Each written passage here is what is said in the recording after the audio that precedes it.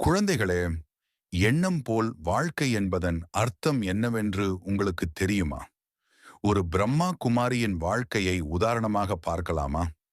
தமிழ்நாட்டின் மலையடிவாரத்தில் அமைந்திருந்த சிறிய ஊரான சாந்திபுரத்தில் 17 வயதுடைய லீலா வாழ்ந்தாள்.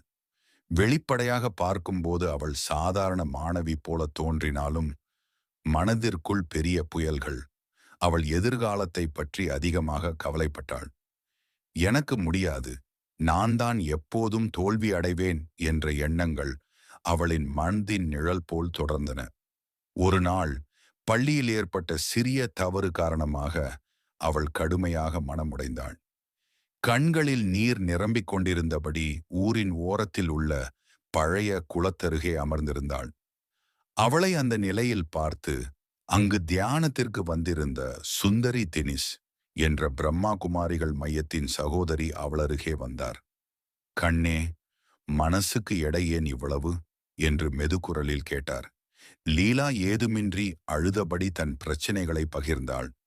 அதை கவனமாக கேட்ட சுந்தரி சகோதரி ஒரு சிரிப்புடன் சொன்னார், "மகளே, வாழ்க்கை என்பது வெளியில் நடப்பதால் உருவாகுவதல்ல. நம் எண்ணங்கள்தான் வாழ்க்கையை வரைகின்றன.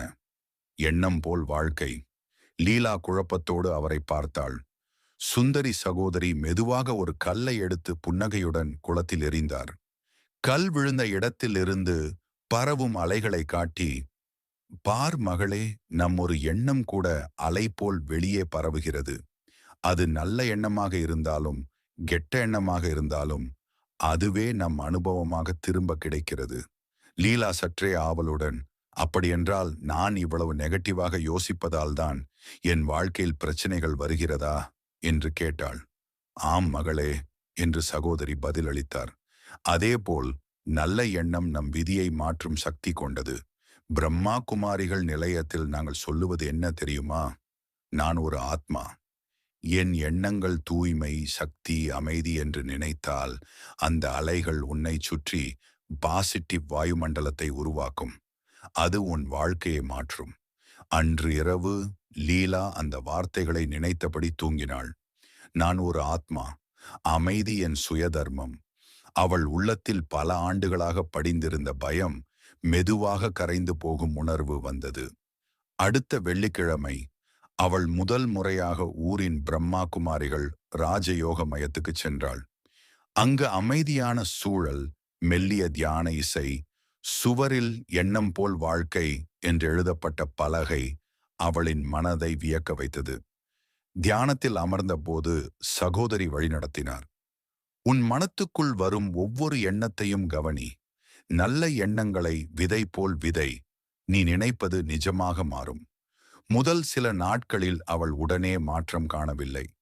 பழைய பழக்கமான "என்னால் முடியாது" என்ற எண்ணம் மேல் எழுந்தது.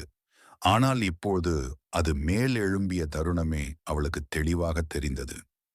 "இது நான் அல்ல. இது பழைய பதிவுகள். நான் ஆத்மா. நான் சக்தி வடிவானவள்" என்று அவள் தன்னிடம் சொல்லத் தொடங்கினாள். ஒரு மாதம் கழித்து மாற்றம் வெளியில் தெரிந்தது. முன்பு எப்போதும் கவலையுடன் இருந்த முகத்தில் இப்போது ஒளி. பள்ளி ஆசிரியர்கள் கூட உற்று பார்த்தனர். "லீலா, உன்னுள் ஏதோ மாற்றம் தெரிகிறது. நீ பிரகாசமாக இருக்கிறாய்." இவ்வளவு சிறிய மாற்றங்கள் அவளுக்கு மிகப்பெரிய நம்பிக்கையை கொடுத்தன. அவள் படிப்பில் மெல்ல முன்னேறத் தொடங்கினாள். முன்பு பயந்திருந்த விஞ்ஞான பரீட்சையில் கூட உயர்ந்த மதிப்பெண்கள் வந்தது. ஒரு நாள் அவள் தனக்குள் சிரித்தாள், "நான் மாறவில்லை.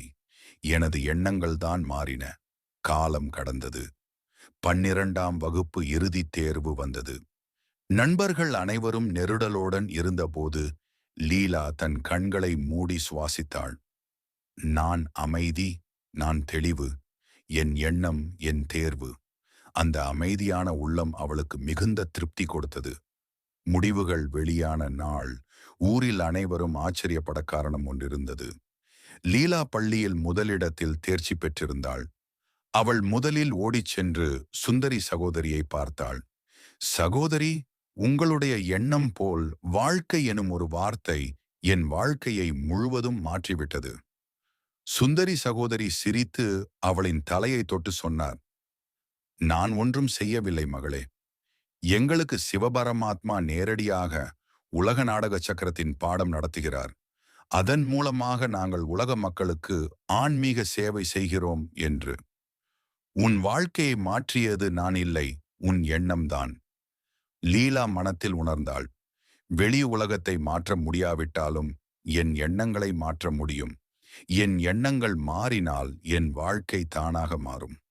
அவள் அடைந்த மிகப்பெரிய ஞானம் அதுவே, எண்ணம் போல் வாழ்க்கை. மேலும் இதை எனக்கு புரிய வைத்தது. சாட்சாத் அந்த சிவபரமாத்மா என்பதை உணர்ந்து ஆனந்த கண்ணீர் வடித்தாள். பிறகு பிரம்மா குமாரிகள் நிலையத்தில் 7 நாள் வகுப்பு முடித்துவிட்டு லீலாவும் உலக மக்களுக்கு இறை சேவை செய்யத் தொடங்கினாள். குழந்தைகளே, எண்ணம் போல் வாழ்க்கை என்றால் என்னவென்று புரிந்து கொண்டீர்கள் தானே? நீங்கள் எப்படி பிரம்மா குமார் குமாரி ஆனீர்கள் என்று கமெண்டில் தெரியப்படுத்துங்கள். நல்லது. ஓம் சாந்தி.